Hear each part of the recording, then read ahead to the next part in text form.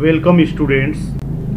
जैसा कि हमने आप लोगों से कहा था कि हम अगले टर्म पर आपको रियल एनालिसिस का इनफाइनाइट सीरीज बताएंगे। जो लोग नए व्यूअर हैं बीएससी सेकेंड ईयर के, वो इसके पहले हमने रियल एनालिसिस पर 3 लेक्चर बनाया है, 2 बाउंड और इंटरवल पर, 2 लेक्चर आपका 4 लेक्चर हमने बनाया है, 2 और लेक्चर है जो सीक्वेंसेस पे है। और सीक्वेंस पढ़ाते टाइम हमने एक सेंटेंस कहा था, हमने कहा था कि जो इनफाइनाइट सीरीज है इस पे जाने का रास्ता सीक्वेंस है। हमने कहा था कि बिना सीक्वेंस पढ़े हम इनफाइनाइट सीरीज की तरफ नहीं जा सकते थे, क्योंकि तमाम सारे लोगों का ये कहना था सर इनफाइनाइट सीरीज बता दीजिए।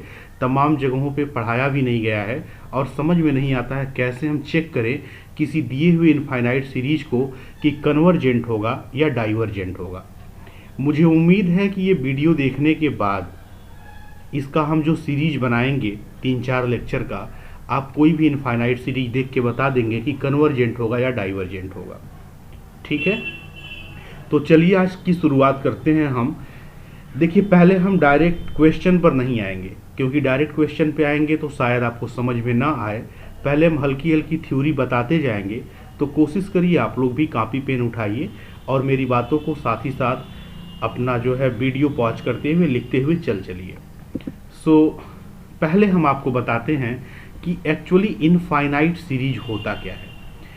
आप सभी लोग जस्ट पढ़ कर के आए हैं सीक्वेंस, और सीक्वेंस को आप लोगों ने देखा है कि ऐसे लिखा जाता है, यह होता है सीक्वेंस। और इस सीक्वेंस का मतलब होता है, अगर आप इसको ओपन करके लगे लिखने तो जानते हैं इसमें पहला टर्म होता है, दूसरा टर्म होता है, तीसरा टर्म होता है। ऐसे यहाँ पे n नेचुरल नंबर में बिलोंग करता है, तो लगातार डॉट डॉट सो ऑन इसमें तमाम सारे टर्म्स होते हैं, यही सीक्वेंस होता है। देखिए, करते यह है कि जो सीरीज होती है ना उस सीक्वेंस से ही बनती है। अगर आप ऐसे समेशन an लिख देंगे, an का मतलब यहाँ पर जो है सीक्वेंसेस के ही टर्म्स की बात हो रही है, तो आपका एक ऐसे बनेगा। देखिए, जब आप समेशन an करेंगे तो सीक्वेंस का पहला टर्म प्लस सीक्वेंस का दूसरा टर्म प्लस सीक्वेंस का तीसरा term plus dot dot sequence का nth टर्म। बताइए सीक्वेंस में कितने टर्म होते हैं? हमेशा हमने लास्ट लेक्चर में भी बताया था कि सीक्वेंस में जो टर्म की संख्या होती है हमेशा इनफाइनाइट होती है, क्योंकि यहाँ पर ये नेचुरल नंबर में होता है, तो 1 2 3 dot dot so on infinite तक होगा। अब सोचो जरा कि अगर सीक्वेंस के सारे टर्म को ऐसे लिखा गया है, पहला टर्म, दूसरा टर्म, तीसरा टर्म, nth टर्म, ऐसे डॉट डॉट सो ऑन, और सबको सम करते हुए चले गए हैं, तो हमने क्या किया है, सीक्वेंस को ही उठाया है और उसी के टर्म्स को हम सम करते हुए चले गए हैं। जो भी एक्सप्रेशन बना है उसी का नाम क्या हो गया है, सीरीज हो गया है। और चूंकि इसमें नंबर ऑफ टर्म्स कितने हैं, इनफाइनाइट हैं। क्यों इनफाइनाइट है? क्योंकि सीक्वेंस में नंबर ऑफ टर्म्स इनफाइनाइट होते हैं। दैट्स वाई हम लोग इसको क्या बोलते हैं, इनफाइनाइट सीरीज बोलते हैं। बात समझ गए आप? तो इनफाइनाइट सीरीज आप समझ गए कि इनफाइनाइट सीरीज पे पहुंचने का रास्ता सीक्वेंस से ही होके जाता है, बिकॉज जो सीक्वेंस के टर्म्स होते हैं उन्हीं के टर्म्स के बीच में प्लस प्लस प्लस करते हुए लिखते हुए हम आगे की तरफ बढ़ जाएं तो ये इनफाइनाइट सीरीज बन जाता है। ठीक है, चलिए अब हम आपको बताते हैं कि सीरीज ऑफ पॉजिटिव टर्म क्या होता है। जैसा कि नाम से ही आप लोगों को इसका काम दिख रहा होगा कि सीरीज ऑफ पॉजिटिव टर्म्स का क्या मीनिंग है। आप लोग पहचान चुके हैं कि ये सीरीज होती है, इसके जो टर्म्स होते हैं वो किसी सीक्वेंस के मेंबर होते हैं, आप सबको मालूम है। तो जरा सोचिए कि अगर यहाँ पे जो पहला टर्म है, जो a1 कोई रियल नंबर है, ये भी पॉजिटिव हो, दूसरा वाला भी पॉजिटिव हो, मतलब जितने इसमें सीक्वेंस के जो टर्म्स इस्तेमाल हुए हैं अगर सब ग्रेटर देन 0 हो जाए तो ऐसी सिचुएशन में हम लोग इस सीरीज को कहते हैं series of positive terms. I think इसमें तो किसी को कोई दिक्कत होगा ही नहीं कि सीरीज ऑफ पॉजिटिव टर्म्स का क्या मतलब होता है। ये जो आप आर्टिकल देख रहे हैं, सीक्वेंस ऑफ पार्शियल सम, ये समझ लीजिए कि यह इसका हार्ट है, सीरीज का हार्ट है, और यही सबसे मेन आर्टिकल है इसका, सीक्वेंस ऑफ पार्शियल सम। देखिए, आपका जो पर्पज है कि कोई भी सीरीज कन्वर्ज करेगी कि डाइवर्ज करेगी कि ऑसिलेट करेगी, यही तो ढूंढना है। अच्छा, आप ऑलरेडी पिछले चैप्टर में पढ़ चुके हैं कि कोई सीक्वेंस कब कन्वर्ज करता है, कब डाइवर्ज करता है, कब ऑसिलेट करता है। आप सीक्वेंस के बारे में सारी जानकारी ले रखे हैं ना। तो सीक्वेंस क्यों पढ़ा था हमने? सीक्वेंस बस इसीलिए पढ़ा था ताकि आगे इसी के कन्वर्जेंस, डाइवर्जेंस, ऑसिलेटरी नेचर का इस्तेमाल हम सीरीज में भी कर सकें। ठीक है, तो एक्चुअली जो टेक्निक आप पढ़े हैं ना सीक्वेंस में, हम वही टेक्निक अभी इसमें लगाएंगे और उसके द्वारा भी आप बता पाएंगे कि ये दिया हुआ सीरीज कन्वर्जेंट होगा कि डाइवर्जेंट होगा कि ऑसिलेटरी होगा। देखिए हम एक सीक्वेंस जा रहे हैं बनाने, आप ध्यान से यहाँ पर देखिएगा। हम जा रहे हैं एक सीक्वेंस बनाने, किससे? इसी दिए हुए सीरीज से। और उस सीक्वेंस का नाम क्या होगा? Sequence of partial sum. Sequence of partial sum, कुछ लोग शॉर्ट फॉर्म में इसको सोप्स कहते हैं। Sequence of partial sum, SOPS. तो हम सोप्स के सहारे जो है आगे बढ़ेंगे। देखिए कैसे बनाते हैं। हम टर्म एक डिफाइन करेंगे, नाम रखेंगे S1। S1 का मतलब यह है कि इस दिए हुए सीरीज का केवल पहला टर्म इस्तेमाल करेंगे। कौन सा टर्म इस्तेमाल करेंगे? पहला टर्म। दूसरा बनाएंगे हम S2, और S2 में क्या करेंगे? हम इस दिए हुए सीरीज के दो टर्म का सम इस्तेमाल करेंगे। जब दो लिखा है तो कितने टर्म का सम इस्तेमाल करेंगे? A1 प्लस A2, दो टर्म का सम इस्तेमाल करेंगे। कोई दिक्कत?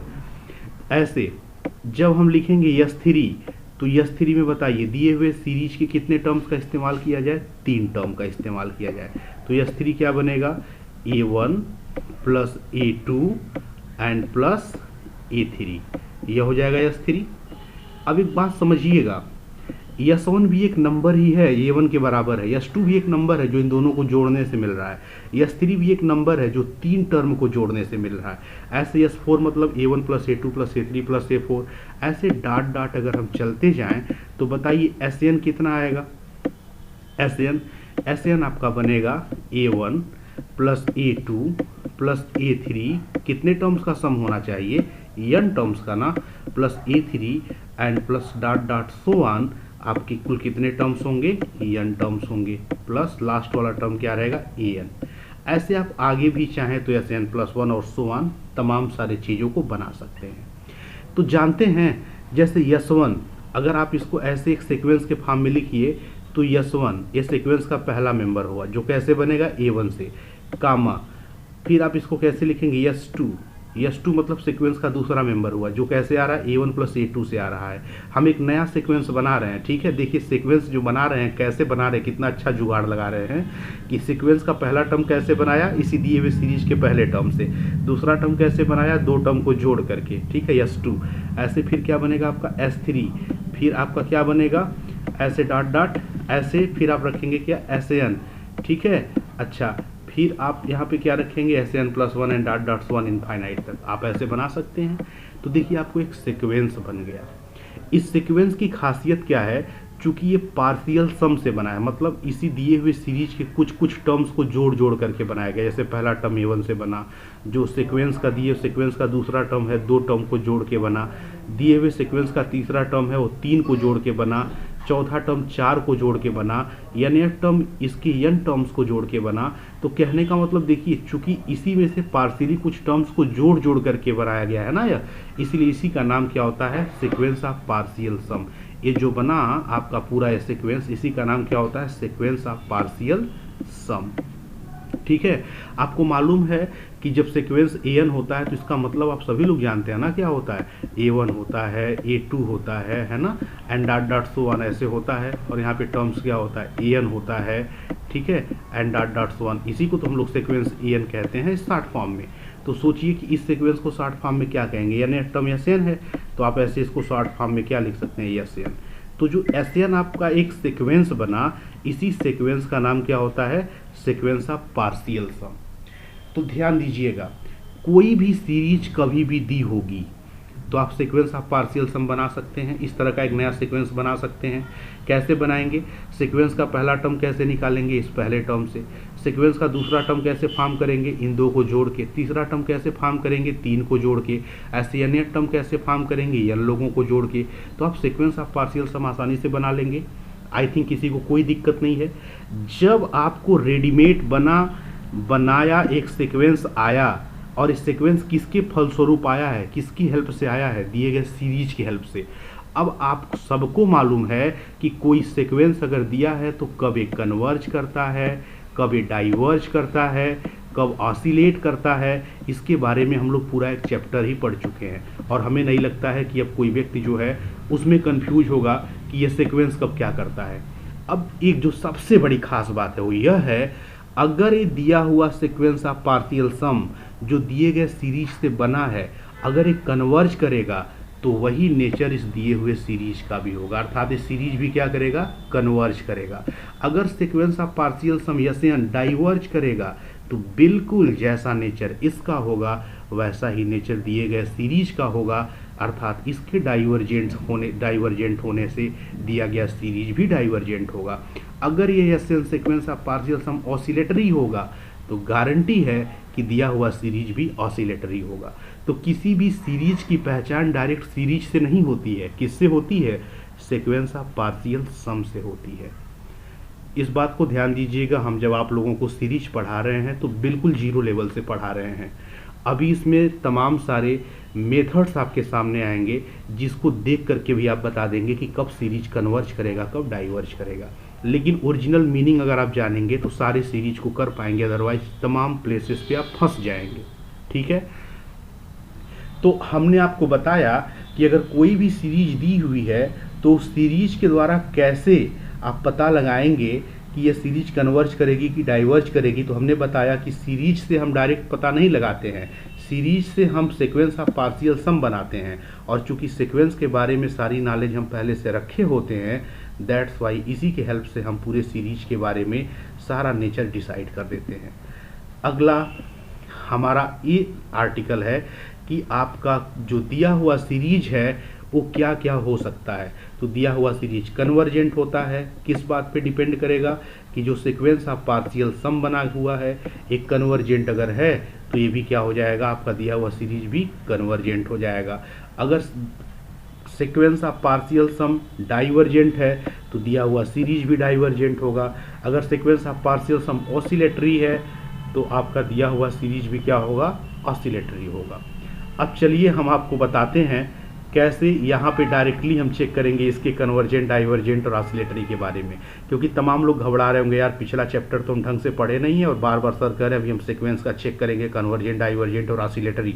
तो हम आपको बताते हैं कैसे चेक करना है। देखिए, कन्वर्जेंट के लिए क्या करिएगा कि जो एसएन आया ना, एसएन मतलब आपका यहाँ पर देखो, ये जो एन टर्म्स को जोड़ने पर कोई ना कोई एक रिजल्ट आएगा ही, और उस रिजल्ट में चूंकि एन टर्म का सम है तो एन तो जरूर मौजूद रहेगा।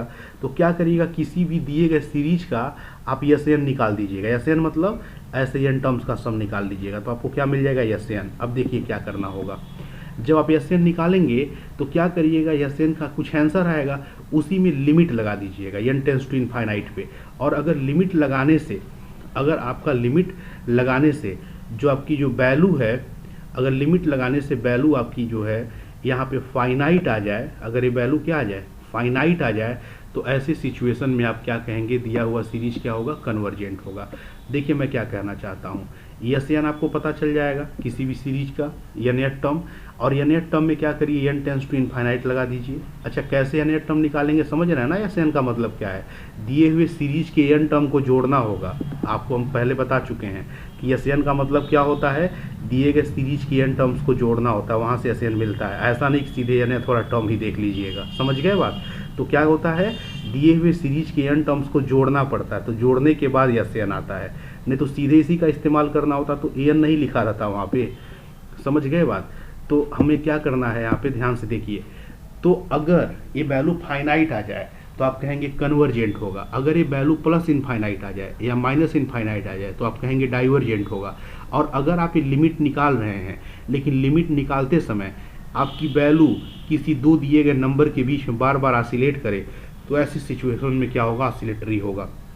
आप सोच रहे होंगे तीसरा क्या लिखा हुआ है कि लिमिट निकालें और दो नंबर के बीच में ऑसिलेट करे, ये क्या मतलब है इसका। जैसे मान लो कि तुम कभी लिमिट निकालने जा रहे हो, ठीक है, ऐसे आपने लिखा लिमिट और यहाँ पर ऐसे लिख दिया एन टेंड्स टू जीरो, है ना, ऐसे यहाँ पर लिख दिया, या मान लीजिए एन टेंड्स टू इनफाइनाइट ही लिख दिया, और सामने क्या लिख दिया आपने, साइन एन, ठीक है, ऐसे साइन एन लिख दिया। तो होगा क्या, अब देखिए जब n की वैल्यू यहाँ पे बदलेंगे तो लगातार ये -1 से +1 के बीच में फ्लक्चुएट करता रहेगा, क्योंकि आप सबको मालूम है कि जो साइन होता है वो इसकी वैल्यू -1 से +1 के बीच में लाई करता है, तो ऐसे ऑसिलेट करता रहेगा। तो दैट्स वाई यहाँ पे आइसोलेट बिटवीन 2 पॉइंट। अगर कभी भी इस टाइप का दिखे कि दो नंबर फाइनाइट नंबर के बीच में एन ऑसिलेट करने लगेगा, जब एन को इनफाइनाइट की तरफ टेंड कराएंगे तो आपका क्या होगा, ऑसिलेटरी होगा। चलिए अभी हम जब कुछ न्यूमेरिकल करेंगे तो आपको समझ में आ जाएगा। आपके सामने हमने क्या लिखा, एक सीरीज लिखा है, ठीक है। अच्छा, जब हमने यहाँ पर एक सीरीज लिखा है तो अब इस सीरीज का हमको क्या चेक करना है, एक कन्वर्जेंट होगा, डाइवर्जेंट होगा, ऑसिलेटरी होगा, कैसा होगा, हमें यही चेक करना है, ठीक है। तो देखिए इसको हम लोग कैसे चेक करेंगे। देखिए पहला काम हमें करते हैं, जो भी आपका सीरीज दिया है पहले हम यहाँ से S1 निकालते हैं। तो S1 कितने के बराबर होगा जरा बताइए। S1 आपका होगा बराबर 1/1 इंटू 2 के, होगा ना। आप इसको थोड़ा अगर सिंप्लीफाई करके अगर लिखना चाहें तो आप इसको क्या लिख सकते हैं, 1 - 1/2 लिख सकते हैं ना, है ना। दोबारा अगर इसको सिंप्लीफाई करेंगे तो यही आ जाएगा। अच्छा, ऐसे S2 जो लिखा है आपका, S2 कितना लिखा है, S2 लिखा है 1/2 इंटू 3, यही ना लिखा है। S2 लिखा है 1/2 इंटू 3। अच्छा, इसको जरा सिंप्लीफाई करिए तो आप क्या लिख पाएंगे, 1/2 - 1/3, आप ऐसे लिख पाएंगे। दोनों का एलसीएम 2 इंटू 3 होगा और 3 - 2 1 हो जाएगा ऊपर वाला। ऐसे आप S3 को क्या लिख पाएंगे, S3 को अगर आप लिखेंगे तो आपका जो S3 होगा वो कितने के बराबर होगा जरा बताइए। यहाँ पर हालांकि अभी हम S1 S2 ना लिखें, बस केवल पहला टर्म लिखें, A1 लिखें, A2 लिखें और A3 लिखें, क्योंकि अभी अगर हम S2 निकालेंगे तो दोनों को जोड़ना पड़ जाएगा, ठीक है। तो सीक्वेंस के पहले टर्म को ही हम थोड़ा पहले जो है अच्छे से लिख ले रहे हैं कि A1 को आप ऐसे भी लिख सकते हैं, A2 को ऐसे भी लिख सकते हैं। ऐसे आप A3 को अगर आप लिखना चाहें तो 1/3 इंटू 4 है, आप इसको भी चाहें तो ऐसे लिख सकते हैं 1/3 और माइनस क्या लिख सकते हैं, 1/4 लिख सकते हैं, ठीक है। अब जरा देखिए ऐसे लिखते हुए अगर आप आगे की तरफ बढ़िए तो जरा बताइए, यहाँ पे ऐसे लिखते हुए आपका an क्या होगा, an मतलब जो nth टर्म होगा, तो nth टर्म आपका कितने के बराबर आएगा, 1/n इंटू n+1 ऐसे होगा। और आप इसको भी दो हिस्सों में लिख सकते हैं। कैसे दो हिस्सों में लिख सकते हैं, आप दो हिस्सों में ऐसे लिख सकते हैं 1/n और माइनस लिख सकते हैं 1/n+1। बहुत लोग ये सोच रहे होंगे कि सर आप एक कर क्या रहे हैं, हमें तो S1 S2 S3 Sn निकालना होता, आप तो A1 A2 A3 ही लिख रहे हैं, सीक्वेंस का पहला टर्म दूसरा टर्म, क्यों नहीं S1 निकाल रहे हैं। देखो हमारा लक्ष्य है कि Sn निकालना, हमारा लक्ष्य क्या है, Sn निकालना। और सबको मालूम है Sn क्या होता है, ये सीरीज तो इनफाइनाइट रखे ना, Sn का सबको मतलब मालूम है कि शुरू से लेकर के n टर्म को आपस में जोड़ना है।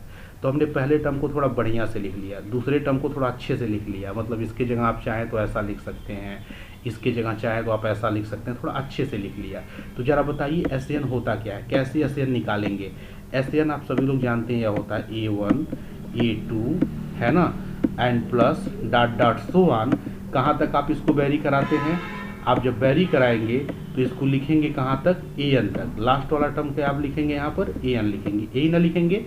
अच्छा, क्यों आप Sn निकाल रहे हैं, क्योंकि आप सबको मालूम है कि अगर Sn निकल गया तो बस उसी में लिमिट लगाना होगा। अगर फाइनाइट है तो कन्वर्जेंट, अगर इनफाइनाइट है तो डाइवर्जेंट, और अगर दो नंबर के बीच ऑसिलेट किया तो ऑसिलेटरी। तो इसीलिए Sn की ज़रूरत है। चलो Sn आप सबको मालूम है कैसे निकलेगा, A1 A2 an को जोड़ने पर, मतलब इसके n टर्म्स को जोड़ने पर। चलिए जोड़ा जाए। अच्छा, जब आप जोड़ना शुरू करोगे तो देखो क्या होगा, ध्यान से देखिए। जब आप जोड़ेंगे तो देखिए 1/2 से 1/2 कट जाएगा, 1/3 से 1/3 कट जाएगा, पक्का। ऐसे 1/4 आगे आएगा, कहीं ये भी कट जाएगा। अच्छा, ऐसे कहीं लास्ट टाइम में 1/n आया होगा जिससे 1/n कट जाएगा। तो कौन कौन सा टर्म बचेगा, ये पहला टर्म बचेगा और ये अंतिम वाला टर्म बचा रह जाएगा। तो जब जोड़ेंगे तो आपके पास दो टर्म दिखेगा, कौन कौन सा, पहला वाला बचेगा और लास्ट में जो लिखा है ये वाला बचा रह जाएगा। तो Sn आपको मिला। अच्छा, इसको थोड़ा और सिंप्लीफाई कर लीजिए। तो Sn को जब सिंप्लीफाई करेंगे तो n+1 -1, तो ऊपर हो जाएगा n और नीचे क्या हो जाएगा आपका n+1, ठीक है। आपको Sn मिल गया। अब अगला आपका लक्ष्य क्या होता है, जब Sn मिल जाता है तो आप सबको मालूम है कि जब Sn मिल जाता है तो हम लोग लिमिट ऑफ Sn निकालते हैं। यही डिसाइड कर देगा कि आपका दिया हुआ सीरीज कैसा होगा। ठीक है, तो एस एन की वैल्यू आपको क्या मिल गई है, एन अपान एन प्लस वन, यहाँ निकाल रहे हैं देखिए। ठीक है, तो आप यहाँ से अब सॉल्व करिए।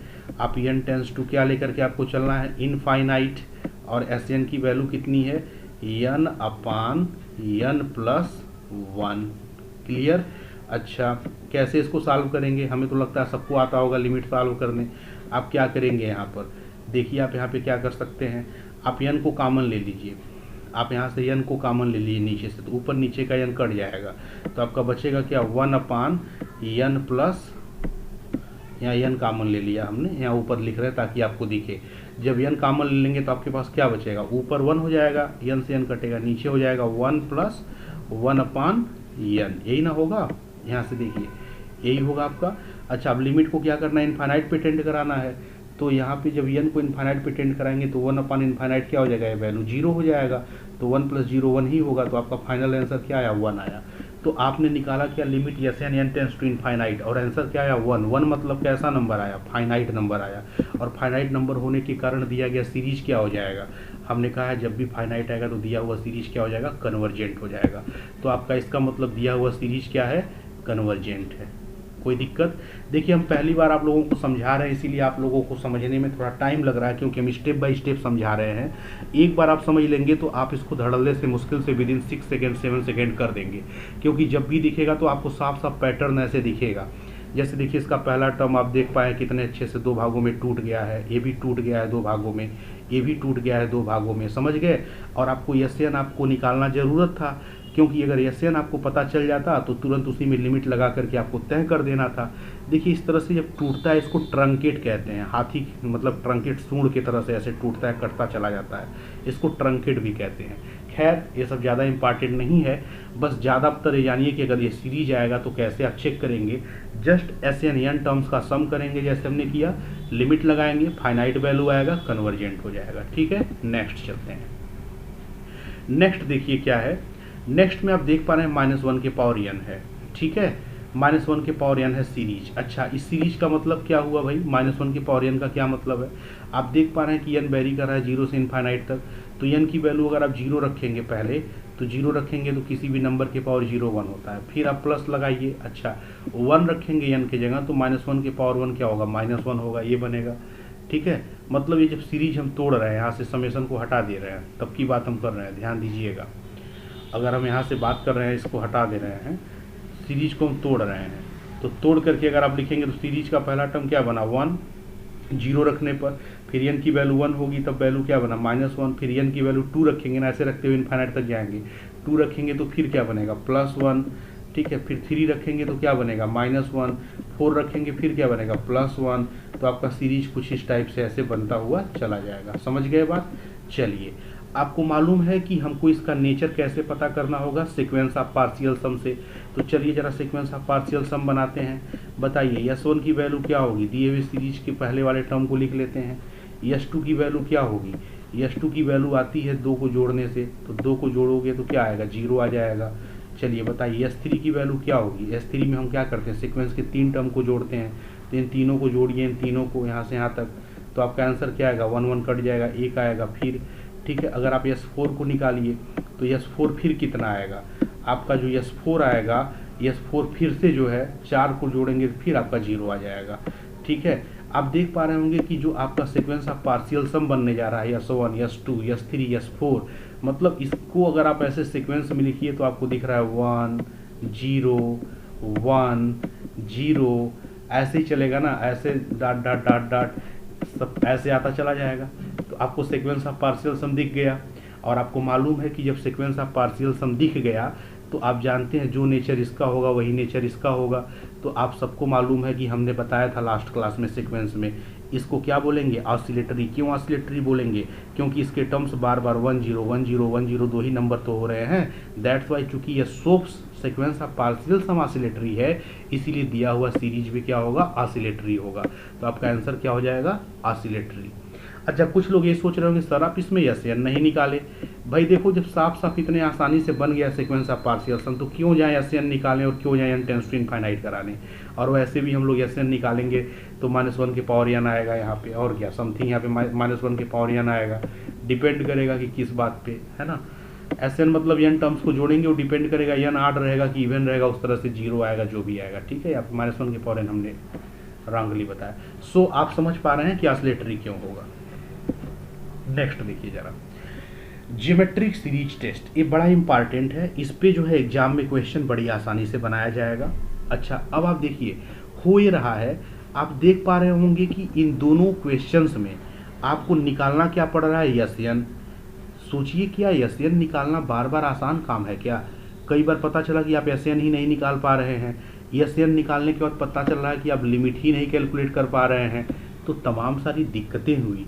तो जब ये सारी दिक्कतें रियल एनालिसिस में आई तो तमाम सारे लोग आए और तरह तरह का रूल सुझाव किए, कहे कि चलिए ये तो फंडामेंटल है ना कि आप सीक्वेंस ऑफ पार्शियल सम से बताएंगे क्या करेगा, लेकिन और भी तमाम सारे मैथमेटिशियंस आए, अभी हम धीरे धीरे सबका नाम बताते जाएंगे, और तरह तरह के सीरीज के कन्वर्जेंट के बारे में रेडीमेड बनाया सब कुछ टेस्ट देकर चले गए। कैसे टेस्ट करेंगे, जैसे आजकल कोरोना टेस्ट के लिए होता है ना तमाम सारा टेस्ट, आप देख रहे होंगे कि एक इंस्टेंट टेस्ट जो तत्काल आपको रिजल्ट दे रहा है, RT-PCR कराना पड़ता है, वैसे ही हम लोग सीरीज में भी तमाम तरह का टेस्ट पढ़ेंगे, ठीक है।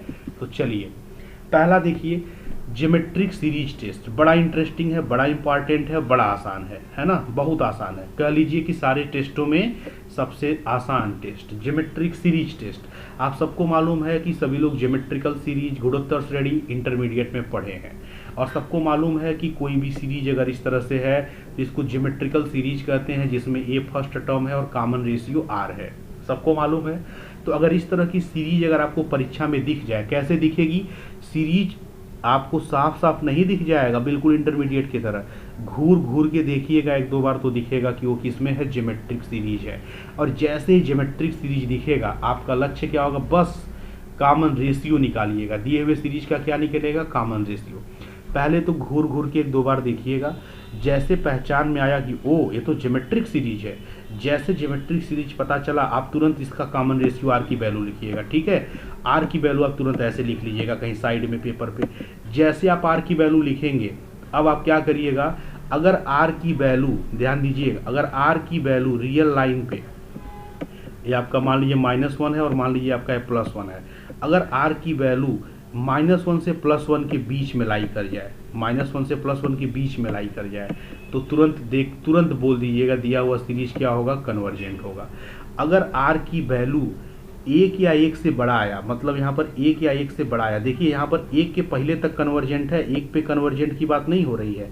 अगर आर की वैल्यू 1 आ जाए या 1 से बड़ी आ जाए तो तुरंत आप क्या कहिएगा, दिया गया सीरीज क्या होगा, डाइवर्जेंट होगा। और अगर वैल्यू -1 आप ये देख रहे हैं ना, -1 अगर -1 के बराबर आ गया या -1 से छोटा आ गया तो तुरंत क्या बोलिएगा, ऑसिलेटरी बोलिएगा। एक बार और आपको बताते हैं, दिया हुआ सीरीज ध्यान से देखिएगा, जैसे आपको दिखेगा ये ज्योमेट्रिकल सीरीज है या गुणोत्तर श्रेणी है, तुरंत कॉमन रेशियो या सार्वनुपात निकालिएगा।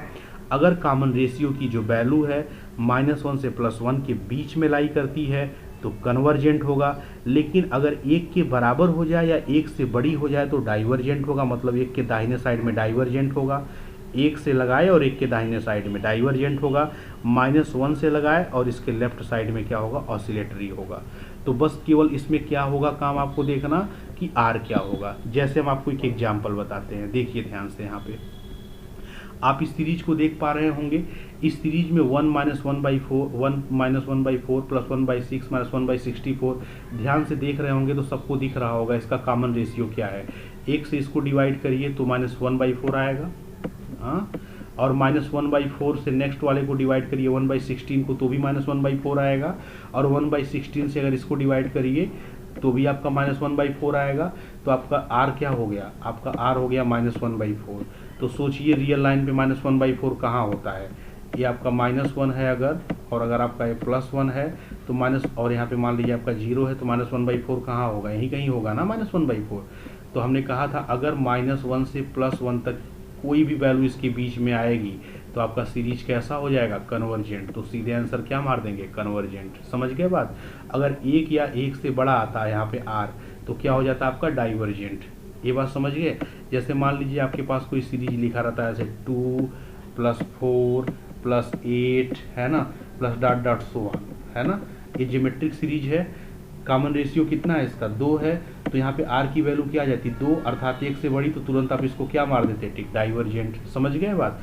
तो आप यहाँ से जस्ट r को देख करके कन्वर्जेंट या डाइवर्जेंट बता सकते हैं।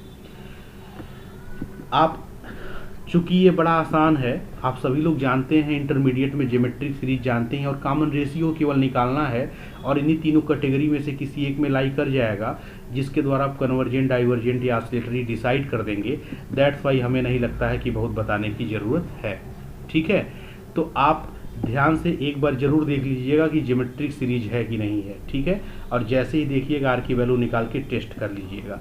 इसके बाद और बेहतरीन टेस्ट हम आपको बता रहे हैं, और सबसे ज़्यादा प्रश्न कंपटीशंस में या डीडीयू का अगर एग्जाम होगा तो इसमें बनने की संभावना इसी से है। इस सीरीज का नाम होता है हाइपर हार्मोनिक सीरीज, या इसको कहा जाता है पी सीरीज टेस्ट, या इसको क्या कहा जाता है पी सीरीज टेस्ट, या कुछ लोग इसको एक और नाम देते हैं, इसको कुछ लोग ऑक्सिलरी सीरीज भी कहते हैं। इसका नाम क्या होता है ऑक्सिलरी सीरीज, है ना। ये तीनों इसके नाम होते हैं, और बड़ा ही इंटरेस्टिंग और बड़ी इंपॉर्टेंट, बड़ी यूजफुल सीरीज है, और इसके सहारे हम तमाम सारे सीरीज को चेक कर पाएंगे कि वो कन्वर्जेंट होगा या डाइवर्जेंट होगा, इसके बारे में हम लोग तय कर पाएंगे। ठीक है, यहाँ ऑसिलेटरी का सिचुएशन नहीं आएगा। तो हाइपर हार्मोनिक सीरीज बड़ी इंटरेस्टिंग है, ध्यान से देखिएगा। देखिए, कभी भी कोई सीरीज अगर ऐसी लिखी रहे समेशन 1/n के पावर p, ध्यान दीजिएगा n के पावर p कोई एक फिक्स नंबर होगा, और यहाँ पर जो n है ये वेरी करने वाला नंबर होगा। मतलब यहाँ पर n जो है 1 से लेकर के इनफाइनाइट तक वेरी करने वाला नंबर होगा। जैसे हमने यहाँ तोड़ भी दिया है, देखिए मान लीजिए कोई सीरीज दिया है 1/n के पावर p, तो n कहाँ से वेरी करेगा 1 से इनफाइनाइट तक, तो n की जगह 1 रख दीजिए, फिर प्लस के बाद समेशन के कारण क्या लगा दिया +2 रख दीजिए, फिर 3 रख दीजिए। ऊपर का तो पावर फिक्स है ना सब में। अगर किसी भी सीरीज की शकल सूरत ऐसी दिखी कि 1/1 के पावर p ऊपर का फिक्स रहेगा, ध्यान दीजिएगा।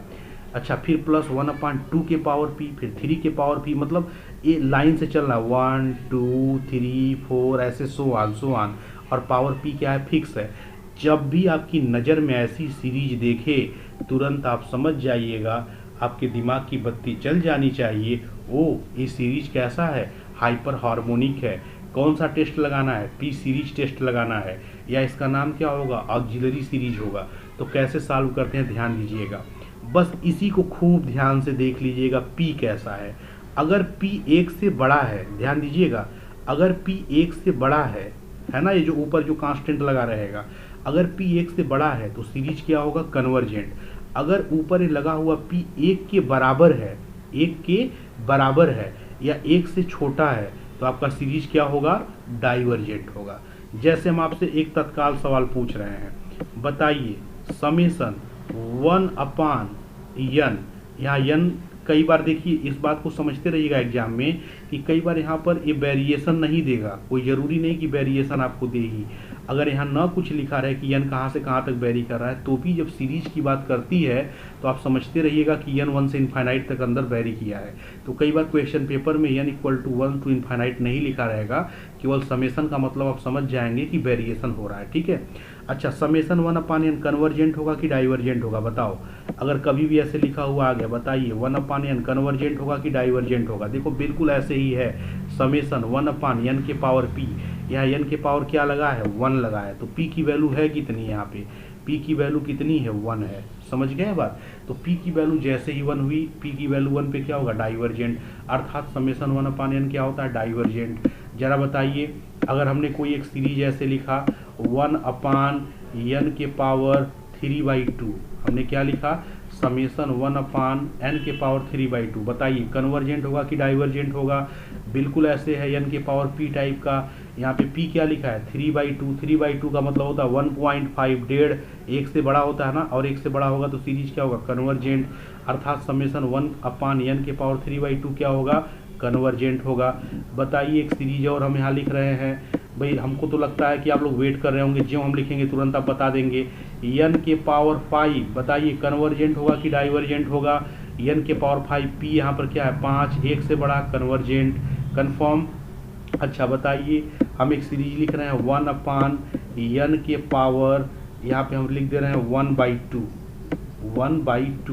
तो बताइए यहाँ p कितना है, p है 1/2, 1/2 मतलब 0.5, और 0.5 क्या होता है, एक से छोटा होता है, एक से छोटा वाला केस यहाँ रहा, तो सीरीज क्या होगा, डाइवर्जेंट। तो बताइए आप देख के बता देंगे तमाम सारे सीरीज को कन्वर्जेंट होगा कि डाइवर्जेंट, किसके द्वारा, पी सीरीज टेस्ट के द्वारा, हाइपर हार्मोनिक सीरीज टेस्ट के द्वारा या ऑक्सिलरी सीरीज के द्वारा। ठीक है, चलिए आपके सामने एक प्रश्न है दिख रहा है, बताइए कन्वर्जेंट होगा कि डाइवर्जेंट होगा। ध्यान से देखिए, ये तो कुछ दिख ही नहीं रहा है, क्योंकि भाई हमको क्या चाहिए, ऐसा समथिंग चाहिए ना, 1/, ऐसे यहाँ पर आप सभी लोग जानते हैं कि इसमें क्या होता है टेस्ट में, हम आपको दोबारा बता रहे हैं। देखिए होता ये है, आपको कैसा लिखा हुआ दिखना चाहिए, थोड़ा आपको मालूम है, आपको ऐसा लिखा हुआ दिखना चाहिए, 1/1 के पावर समथिंग p लिखा हो, फिर क्या लिखा हो, 1/2 के पावर समथिंग p लिखा हो, है ना, फिर क्या लिखा हो, 1/3 के पावर p लिखा हो, है ना, और plus dot dot so on ऐसे लिखा हो, तब ना आप बताओगे p देख करके। ये तो ये होता है तरीका लिखने का, और नहीं तो सीधे ऐसे समेसन बनाया रहे, प्लस प्लस करके ना तोड़ा रहे, सीधे ऐसे लिखा रहे 1/n के पावर p, तो आप p को देख के बता दोगे। तो देखिए तोड़ तोड़ करके लिखा है, तो जरा इसी टाइप का जरा देखिए है कि नहीं है, कैसे देखा जाए। पहले तो आपका मन जाएगा एग्जाम में, अरे कहीं ऐसा तो नहीं कि जीपी है, तो पता चला 1 से इसको भाग करोगे, डिवाइड करोगे तो कॉमन रेशियो आएगा 1/4 के पावर 2/3, इसको डिवाइड करोगे कुछ और आ जाएगा, मतलब कॉमन रेशियो टाइप का दिखेगा ही नहीं, ये जीपी है ही नहीं। और जैसे ही जीपी नहीं आएगा तुरंत आपके दिमाग का बल्ब जलेगा और आपको सोचना होगा कहीं ऑक्सिलरी तो नहीं ना है। तो कैसे देखोगे, देखो यहाँ पर देखिए पहला टर्म लिखा है 1, तो 1 का मतलब क्या हुआ, 1/, आप ऐसे 1 लिख सकते हैं, प्लस फिर यहाँ देखिए 1/, यहाँ लिखा है 4, 4 को 2 का स्क्वायर कर सकते हैं, तो 2 का स्क्वायर करेंगे तो 2 के पावर क्या हो जाएगा, 4/3। समझ में आ रहा है, 2 के पावर 4/3 प्लस, अच्छा देखिए बिल्कुल ऐसे बनने लगा। अब यहाँ पे 1 के पावर आप 4/3 लिख सकते हैं, क्योंकि 1 के पावर कुछ भी करिए वैल्यू 1 ही रहता है। ठीक, अच्छा यहाँ पर देखिए क्या बनेगा, 9 है ना, तो 3 का स्क्वायर करिए तो क्या हो जाएगा आपका 1/3 के पावर 4/3, ऐसा लिख सकते हैं। अच्छा बिल्कुल देखिए ऐसे बनने लगा है कि नहीं बनने लगा, नीचे जैसा बनने लगा। सो यहाँ पे देखिए 1 के पावर p प्लस 1/2 के पावर p प्लस 1/3 के पावर p, बिल्कुल ऑक्सिलरी सीरीज जैसा दिख रहा है कि नहीं, कंफर्म है। अच्छा यहाँ फिक्स नंबर कौन है, 4/3, 4/3 बताइए 1 से बड़ा होगा कि 1 से छोटा होगा, 1 से बड़ा होगा 1 पॉइंट समथिंग आएगा, तो 1 से बड़ा होगा तो सीरीज कन्वर्जेंट या डाइवर्जेंट, आपका सीरीज क्या हो जाएगा, कन्वर्जेंट, क्योंकि आपने यहाँ पढ़ा है कि p 1 से बड़ा होगा तो क्या होगा, कन्वर्जेंट होगा। तो आपने देखा कि कैसे हमने आज किसी दिए हुए सीरीज के नेचर को गेस किया। पहले हमने आपको क्लासिकल मेथड बताया, बिल्कुल जहां से ओरिजिनेट हुआ था, सोप्स के द्वारा, सीक्वेंस ऑफ पार्शियल सम के द्वारा। फिर आपको हमने ज्योमेट्रिकल सीरीज का टेस्ट बताया, फिर आपको ऑक्सिलरी सीरीज का बताया। एक काम करिए, आपके पास कहीं असाइनमेंट हो, किताब में कहीं सवाल हो, जहां आपको जीपी या ऑक्सिलरी सीरीज जैसा दिखे पहले ले दे करके सॉल्व कर डालिए। ठीक है, अब अगले क्लास पे कुछ लोग कहेंगे इतना कम है, क्योंकि कई लोग ऐसा मैसेज करते हैं। अगले क्लास पे हम लोग पढ़ेंगे, हम आपको पहले बता दे रहे हैं क्या पढ़ेंगे। अगले क्लास पे हम आपको पढ़ाएंगे कंपैरिजन टेस्ट। कंपैरिजन टेस्ट के बारे में हम लोग जानेंगे कि हम लोग कैसे कंपैरिजन टेस्ट से पता लगाएंगे कि दिया हुआ सीरीज कन्वर्जेंट होगा या डाइवर्जेंट होगा। कंपैरिजन टेस्ट के बाद हम लोग पढ़ेंगे logarithmic test, Raabe's test, d'Alembert test, और फिर उसके बाद हम लोग पढ़ेंगे कास्टिज टेस्ट। इतना टेस्ट हम लोग पढ़ लेंगे तो चाहे कोई सीरीज आ जाए आप देख के बता दोगे कि कन्वर्जेंट होगा कि डाइवर्जेंट होगा। ठीक है, आप लोगों को हम बता दें कि अलजेब्रा का जो लास्ट लेक्चर आपका बचा हुआ है वो हम जल्दी ही कंप्लीट करेंगे, जिसमें कैले हैमिल्टन थ्योरम और सिस्टम ऑफ इक्वेशन के बारे में हमें बताना है। सो आप लोग खूब बढ़िया से लेक्चर को देखिए और ज़्यादा से ज़्यादा प्रश्न सॉल्व करने की कोशिश करिए। Best of luck.